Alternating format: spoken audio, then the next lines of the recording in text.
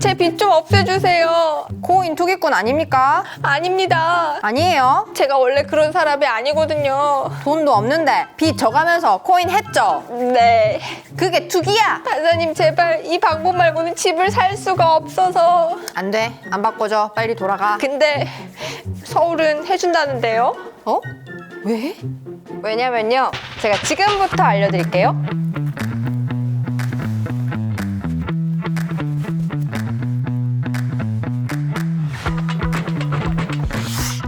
여러분, 7월 1일부터 주식이나 가상화폐 투자로 손실을 본 사람들이 개인회생을 신청할 경우 갚아야 할 돈의 총액에서 손실금을 제외해주기로 했어요. 단, 서울회생법원에서만요. 그런데 그 전에 개인회생은 뭐고 또 개인파산은 뭔지부터 알아봐야 될 것 같아요. 아, 잠깐. 채권자, 채무자는 뭔지 아시죠? 채무자는 돈을 빌린 사람, 채권자는 돈을 빌려줘서 받아야 될 사람이에요. 개인회생은 채무자가 일정한 소득이 있는 경우에 채권자한테 3년 또는 5년간 꾸준히 돈을 갚아나가면 법원이 나머지 빚을 없애주는 거예요. 이걸 면책이라고 해요. 예를 들어 내가 빚이 10억 원이 있어요. 근데 한 달 소득이 200만 원밖에 안 돼. 원금을 다 갚는 데만도 수십 년이 걸리겠죠. 그래서 그 200만 원 중에 최저 생계비, 예를 들어 한 100만 원 정도를 제외한 나머지 100만 원을 3년 동안 전부 빚 갚는 데 쓰면 나머지 빚을 안 갚아도 된다는 거예요. 그러니까 3,600만 원만 갚으면 나머지 빚 10억 원은 사라지는 거죠. 개인 파산은 그마저도 불가능해서, 그러니까 소득이 아예 없어서 돈을 갚을 수가 없는 말 그대로 회생 불가의 상태일 때 빚을 아예 다 날려주는 거고요. 마냥 좋아할 건 아닙니다. 빚이 탕감된 대신에 기존에 소유한 전 재산은 모두 다 압류당하거든요. 뭐 그걸로라도 빚 갚는데 보태라 그런 거죠. 저 질문 있어요. 그러면 빌려준 사람은 돈을 다 못 돌려받는 거예요? 네, 맞아요. 네? 그래서 사실 이렇게만 들으면 돈 빌려준 쪽 입장에서는 당연히 억울하게 느껴지겠죠. 돈을 빌려줬는데 국가의 결정으로 돈을 거의 못 돌려받게 되는 거니까. 하지만 맨 처음에 이 제도가 도입된 당시 배경을 살펴보면 이해할 수 있는 게, 이 개인회생 제도가 2004년에 처음 생겼거든요. 당시에 가계부채 규모가 급증하고 신용불량자가 300만 명을 넘어서면서 빚을 못 갚고 벼랑 끝에 몰린 사람들이 스스로 목숨을 끊는 일이 많아져요. 2007년에 나온 쩐해전쟁이라는 드라마가 있는데, 여기서 주인공 아버지가 사업을 하다가 빚이 늘어나니까 카드 빚을 쓰고 이걸 돌려막다가 결국 자살을 해요. 이때 남긴 유서가 카드빚 쓰지 말아예요. 아무튼 그만큼 빚을 못 갚아서 사람들이 자살하는 게 사회 문제가 될 정도로 심각해지니까 국가가 개입을 할 수밖에 없겠죠. 어마어마한 빚 때문에 나쁜 선택하지 말고 열심히 벌어서 조금이라도 갚아라 하는 취지인 거죠. 채권자의 재산 손실보다 채무자의 빚을 어느 정도 탕감해주고 사람 목숨 하나 살리는 게 뭐 국가 입장에선 더 중요하다고 본 거죠. 그리고 채권자 입장에서도 완전한 손해는 또 아닌 게, 사람을 극한까지 몰고 가서 아예 한 푼도 못 돌려받는 것보다는 뭐 조금이라도 돌려받는 게 낫기도 하니까요. 근데 그러면은 그 코인 했다가 돈 잃어버린 사람들 다 회생 신청하려고 하는 거 아니에요? 그럴 것 같지만 이게 워낙에 파격적인 제도다 보니까 아무나 다 회생이 되는 건 아니에요. 우선 가지고 있는 재산의 총합보다 빚이 더 커야 되고요. 신청 절차도 굉장히 복잡해요. 회생 인가가 난 후에도 3번 이상 연체를 하면 회생 절차가 무효가 돼요. 뭐 물론 사고를 당하거나 실직하는 등의 일이 생겨서 일시적으로 돈을 못 갚게 될 경우에는 특별 면책이라는 걸 통해서 잠깐 기다려주기도 해요. 사실 3년 동안 최저 생계비만으로 살면서 남은 돈을 다 빚 갚는 데 쓴다는 게 쉽지는 않을 거예요. 실제로 개인회생 신청 채무자가 회생기간 동안 충실히 돈을 다 갚아서 최종적으로 면책까지 성공하는 확률은 그렇게 높지 않다고 해요. 방금 회생 신청이 어렵다고 했죠? 이때 법원이 깐깐하게 보는 항목 중에 하나가 바로 어쩌다 빚을 지게 됐는가예요. 채무자 회생 및 파산에 관한 법률에 보면 과다한 낭비나 도박, 그 밖에 사행행위를 하다가 빚을 많이 지게 됐을 경우는 법원이 빚탕감을 해주지 않는다고 명시가 돼 있어요. 근데 코인이랑 주식을 다 도박으로 보는 사람들도 있잖아요. 이에 대한 판단은 법원마다 다릅니다. 예를 들어서 인천지방법원은 주식과 코인으로 5천여만 원을 잃은 사람의 회생 신청에 대해 사행성이 있는 행위라면서 불가 판정을 내렸어요. 근데 마찬가지로 가상화폐로 1억 원을 날린 사람의 회생 신청에 대해서 수원지법 2심 재판부는 빚을 진 이유가 가상화폐 투자라고 해서 회생 신청을 못하는 건 아니다라는 취지로 회생 신청을 받아들여줬어요. 이렇게 법원마다 판단 기준이 다르니까 서울회생법원이 주식과 가상화폐 자체는 사행성 자산이 아니다. 단 가상화폐를 도박성으로 투자했을 경우 손실금 탕감 대상이 되지 않는다 하고 기준을 세운 거죠. 왼쪽 친구? 근데 그러면은 도박성 투자랑 그냥 투자랑 뭐가 달라요? 일단 법적으로 도박의 의미는 참여 당사자가 재물을 걸고 우연한 승부에 의해 재물의 득실을 다투는 것이에요. 이거에 따르면 주식과 가상화폐 투자는 도박이라고 볼 수 없긴 해요. 그래서 단순히 우연적인 방법으로 득실이 결정되는 도박 또는 사행행위랑 동일한 행위로 보지 않는 거죠. 또 한 가지 포인트가 있어요. 여러분이 주식이나 코인을 했다고 도박죄로 형사처벌을 받을까요? 아니요. 당연히 아니죠. 뭐 주가 조작이나 사기를 친 게 아니면.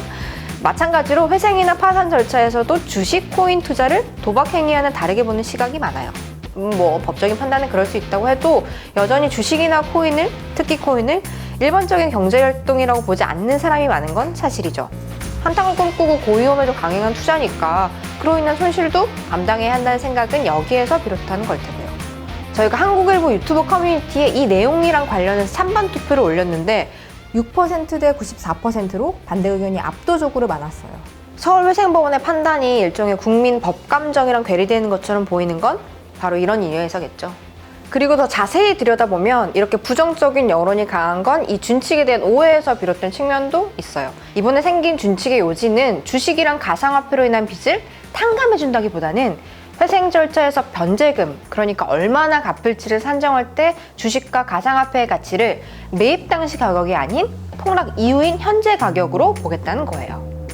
예를 들어서 1,000만 원을 빚을 내서 비트코인 1,000만 원어치를 샀어요.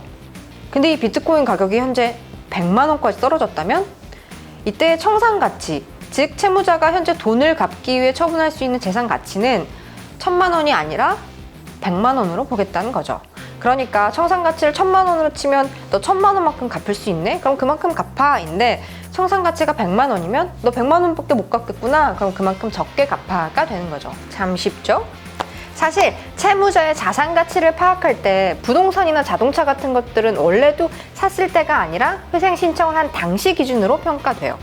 근데 주식이랑 가상화폐는 지금까지 샀을 때를 기준으로 삼아왔다 보니까 손실금까지 전부 갚아야 할 돈에 포함되었던 거죠. 그래서 서울회생법원은 회생 신청자가 현실적으로 빚을 갚아나갈 수 있도록 주식이랑 코인도 부동산이나 자동차처럼 현재 가치를 기준으로 삼겠다고 준칙을 만든 거예요. 그런데 이 기준이 발표가 되니까 사람들이 너도 나도 서울로 가겠다고 하는 중이에요. 왜냐? 이 준칙이 서울회생법원에서만 적용이 되거든요. 개인회생은 채무자의 거주지나 직장에 있는 지방법원에 신청하게 돼 있는데 문제는 이때 법원마다 변제금 산정 기준이 다 달라요. 배우자 재산 반영 여부가 대표적인데 지방법원은 배우자 재산도 청산가치에 포함을 하지만 도산전문법원인 서울회생법원은 원칙적으로 배우자 재산은 포함을 안 해요. 이렇다 보니까 이번 준칙 제정의 혜택을 서울 거주자만 누리게 됐죠. 근데 잠깐만요. 그러면은 지역차별 아니에요? 왜 서울만 해요? 맞아요. 그래서 지금 코인빚 탕감 받으려면 서울로 이사 가야 되는 거 아니냐고들 하는데 법원이 위장 전입이나 의도적인 이사도 철저히 확인할 예정이라 뭐 이사를 간다 해도 현실적으로 혜택을 보긴 어려울 걸로 보여요. 아직까진 서울회생법원을 제외한 13개 지방법원은 관련 준칙에 대한 확실한 계획도 없는 상황이고요. 이외에도 코로나19로 어려움을 겪은 자영업자도 많은데 그런 사람들의 회생 절차 벽을 낮춰주는 게 더 시급한 문제라는 형평성 지적도 나오고요. 물론 서울회생법원은 이것도 오해라는 입장이에요. 코로나로 어려움을 겪은 자영업자나 소상공인을 구제하려는 조치는 이미 해왔고 이에 더해서 이번 주식과 코인 폭락으로 어려움을 겪은 채무자들을 대상으로 한 조치가 이루어졌다는 얘기죠. 아 근데 댓글 보니까 판사님들이 코인 하다가 물린 거 아니냐 이런 얘기가 있더라고요. 뭐 그런 판사님이 계실 수도 있겠죠. 하지만 앞서서 얘기했던 맨 처음 회생 절차가 도입됐을 당시의 취지를 떠올려 보면 이번 준칙의 의도를 곰곰이 생각해 보게 돼요. 2004년에 개인회생제도 도입 당시에 국내 신용불량자가 300만 명이었다고 했잖아요. 근데 최근 상황이 그때만큼이나 심각해 보여요. 주식이랑 코인 투자자 절반가량이 2030 세대라고 해요. 근데 모두 알다시피 이 두 시장이 최근에 크게 폭락을 했잖아요. 당연히 투자를 했던 2030 세대의 손실도 엄청났을 거고요. 그래서인지 최근 우울증과 투자 중독 상담을 받는 청년층의 비율이 급증했다고 해요. 올해 서울에서 개인회생을 신청한 사람의 절반 가까이가 2030 세대라는 통계도 있어요. 실제로 미국에서는 몇 년 전부터 투자 실패로 극단적인 선택을 하는 청년들이 늘었다고 해요. 우리나라에서도 얼마 전 아이를 데리고 극단적 선택을 한 30대 부부가 가상화폐에 투자했다 큰 손실을 봤다는 사실이 알려지기도 했죠. 이 비극적 사건이 앞으로 다가올 줄 도산 사태의 예고편일 수 있다는 우려도 나와요. 투자는 한 개인의 선택이지만 이로 인한 손해가 한 사회 다수에게 매우 심각하게 일어날 때 국가는 이걸 단순히 개인의 일탈이 아닌 사회 문제로 받아들일 수밖에 없을 거예요. 열심히 공부해도 취업은 어렵고 시간은 흘러도 임금은 안 오르고 요지부동인 임금으로 뒤쫓아가기에 부동산 가격은 너무 빨리 오르고 오늘날 청년 세대의 주식과 코인 열풍의 이면에는 어쩌면 그것 말고 기대할 수 있는 게 거의 남아있지 않은 한국 사회에 대한 체념이 자리 잡고 있을 테니까요. 물론 빚내서 하는 주식과 가상화폐 투자가 결코 답이 될 수 없다는 거 우리 모두 알죠? 회생 절차가 벼랑 끝에 몰린 사람들의 손을 잡아주는 제도라고는 해도 일단 벼랑 끝까지 가지 않는 게 최선이잖아요. 그렇게 잡은 손마저도 언제라도 힘이 빠지면 놓고 싶을 만큼 버티기 힘든 게 또 회생 절차기도 하고요. 자, 오늘 내용 요약해 볼게요. 서울회생법원이 7월부터 주식이나 가상화폐 투자 손실금을 개인회생 변제금에 포함시키지 않겠다고 발표했어요. 이에 대해서 지금 여러 가지 의견이 나옵니다. 일단 반기는 입장은 회생 절차의 취지를 생각할 때 투자로 큰 손실을 본 사람들의 재기를 도와줄 수 있으리라는 거예요.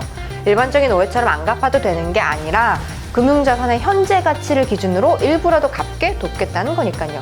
채권자한테도 아예 못 받는 것보단 오히려 좋아할 수 있다는 거죠.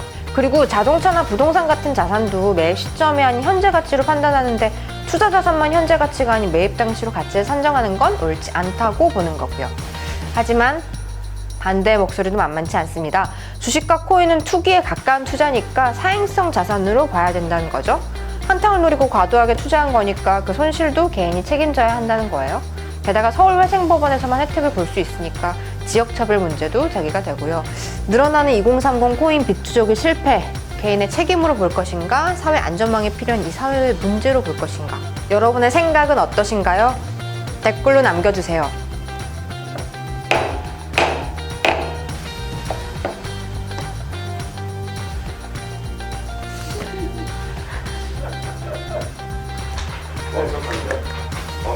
아, 이거 하나